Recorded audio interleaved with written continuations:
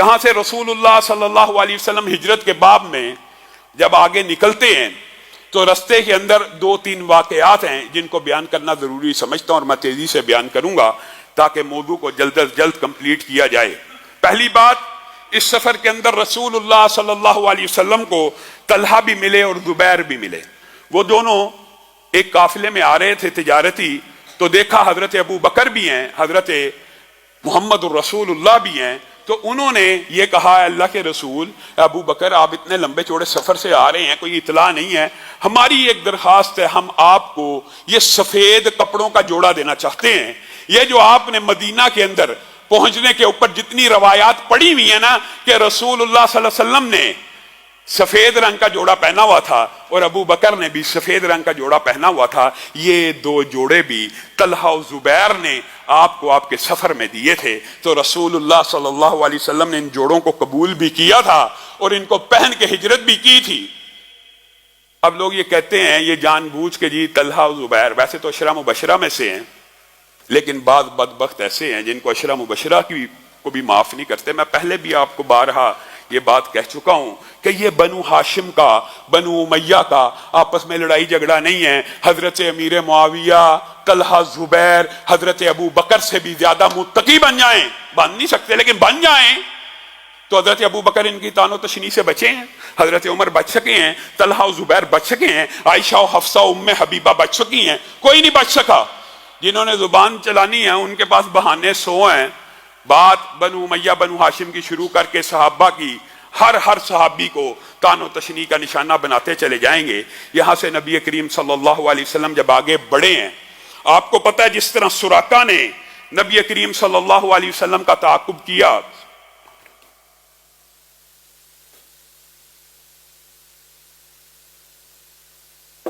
اسی طرح بعض اور لوگوں نے بھی 100 اونٹوں کی لالچ میں نبی کریم صلی اللہ علیہ وسلم کا تعاقب کیا تھا۔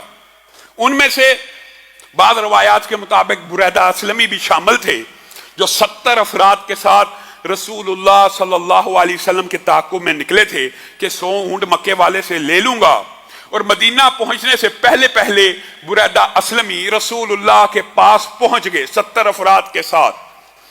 رسول اللہ صلی اللہ علیہ وسلم آپ کو پتہ ہے بدفال نہیں تھے لیا کرتے، اور اسلام میں بدفال ہے بھی نہیں ہے۔ یہ جو بات ہے نا معاشرے کے اندر جی بلی رستہ کاٹ گئی ہے تو سفر منسوخ کر دیا جائے، یہ اسلام میں اس چیز کا کوئی کنسپٹ تصور موجود نہیں ہے۔ یہ جی پہلا گاہک ہے اس کو ادھار نہیں دینا، بے برکتی ہو جائے گی، اسلام میں اس چیز کا کوئی کنسپٹ نہیں ہے۔ پہلا گاہک ہے، ادھار دو گے تیرے مال میں برکت آئے گی، کیونکہ ادھار دینے سے بھی اللہ تعالیٰ صدقے کو لکھ لیتا ہے۔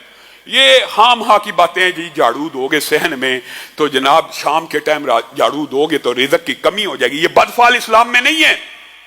اگر کوئی چیز ہے تو نیک فال نام کی اسلام میں چیز ہے، نیک فال نام کی چیز ہے، اور یہ چیز شاید بعض لوگوں کو عجیب لگے، نہیں، نبی کریم صلی اللہ علیہ وسلم کی صحیح احادیث سے اور سنت سے یہ بات ثابت ہے کہ نبی کریم کبھی بد فال نہیں تھے لیا کرتے، لیکن اگر نیک فال لینے کی باری آتی تھی تو آپ صرف ناموں سے بھی نیک فال لے لیا کرتے تھے۔ سہیل آئے تھے تو نبی کریم نے کہا تھا معاملہ سہل ہو گیا۔ اسی طرح بریدہ اسلمی آئے، بعض روایات کے اندر یہ بات ملتی ہے، نبی کریم نے پوچھا ہاں تیرا کیا نام ہے؟ کہا بریدہ۔ نبی کریم صلی اللہ علیہ وسلم نے کہا برد سے نکلا ہے، ٹھنڈک آ گئی ہے، یعنی نیک فال تو لی جا سکتی ہے اور ٹھنڈک آ گئی ہے، سے کیا مراد؟ یہ بندہ تو نبی کریم کو گرفتار کرنے کے لیے آیا ہے، اور نبی کریم کیا فال لے رہے ہیں؟ نیک فال، ٹھنڈک آ گئی ہے۔ کس قبیلے سے ہے؟ اسلمی ہوں۔ ابو بکر ہم سلامت رہیں گے، نیک فال لے رہے ہیں، بد فال نہیں ہے، نیک فال موجود ہے۔ بریدہ اپنے اس عظیم الشان دشمن کی باتوں کو غور سے سن رہا ہے کہ میں تو گرفتار کرنے کی نیت سے آیا ہوں، 70 سپاہی میرے ساتھ ہیں، نبی کریم صلی اللہ علیہ وسلم میرے نام کے معنوں میں ٹھنڈک کا معنی لے رہے ہیں، سلامتی کا معنی لے رہے ہیں۔ بالآخر بس یہ وہ لمحہ ہوتا ہے، یہ وہ ٹرننگ پوائنٹ ہوتا ہے جو کسی کے دماغ میں بھی آ جائے سوال۔ اگر سوال نہ کرتے، اسی وقت پکڑنے کی کوشش کرتے تو ساری زندگی کے لیے اللہ معاف کرے راندہ درگاہ بن جاتے، لیکن سوال کیا۔ ہاں یہ وہ لمحہ ہوتا ہے آج بھی جب کوئی بندہ آپ کے ساتھ بحث و تمہیز کرنا شروع کرے، بات نہ سنے تو نہ سنے، لیکن جس وقت وہ آپ سے سوال کرنا شروع ہو جائے، آپ سمجھ جائیں اب یہ ٹرننگ پوائنٹ شروع ہو گیا ہے, اب بدلنے کی ابتدا ہو چکی ہے. اب سوال کر رہا ہے تو اس کو جواب دے کے علماء سے رابطہ کر کے میں نے مطمئن کرنا ہے. بین اسی طرح بریدہ کے ذہن میں یہ بات آئی, یہ تو اتنی نیک فالیں لے رہا ہے, اس کے بارے میں تو طرح طرح کے ریومرز اور افواہیں سنی ہیں کہ یہ ایسا ایسا ہے. بات کرنے میں دیکھنے میں لگتا تو نہیں ہے. کہا آپ کون ہیں, آپ ہیں کون ہیں؟ تو نبی کریم صلی اللہ علیہ وسلم نے کہا میں تو اللہ کا ایک بھیجا ہوا رسول اور پیغمبر ہوں, لیکن اس کا بندہ ہوں. یہ نبی کریم صلی اللہ علیہ وسلم کی بہت بڑی صفت تھی کہ جب بھی اپنی رسالت کا اعلان کیا کرتے تھے, اپنی نبوت کا, تو ساتھ میں یہ بھی کہا کرتے تھے میں اللہ کا بندہ ہوں. کہ کہیں رسالت کا اور نبوت کا, حالانکہ نبی اور رسول کو تو اس بات کا اختیار ہے کہ وہ لوگوں کو کہے کہ میں رسول ہوں, میں نبی ہوں, اس کے اوپر. لیکن نبی کریم کی عاجزی کا عالم یہ تھا کہ میں اس بات کے اوپر بھی فخر پہ مبتلا نہ ہو جاؤں, میں اس کا بندہ بھی ہوں. بریدہ اسلمی کے دل میں یہ جملہ اس طرح پیوست ہوا کہ ایک رسول اور پیغمبر ہو کر, ایک نبی ہو کر یہ نہیں کہہ رہا کہ میری بندگی کرو.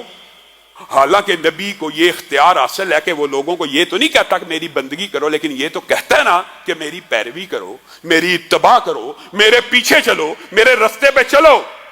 بریدہ اسلمی کے سینے پہ یہ بات لگی کہ یہ رسول اور پیغمبر ہو کے مجھے یہ نہیں کہہ رہا کہ میری عبادت کرو, میری بندگی کرو. وہ مکہ والے 360 تو خانہ کعبہ کے اندر رکھے ہوئے, اس کی بھی پوجا کرو, اس کی بھی پوجا کرو, یہ کام کرتا ہے, یہ کام کرتا ہے. یہ رسول اور پیغمبر خود رسول اور پیغمبر ہونے کا دعویٰ کر رہا ہے اور کہہ رہا میں اللہ کا بندہ ہوں, میں اس کا عبد ہوں, میں اس کا غلام ہوں.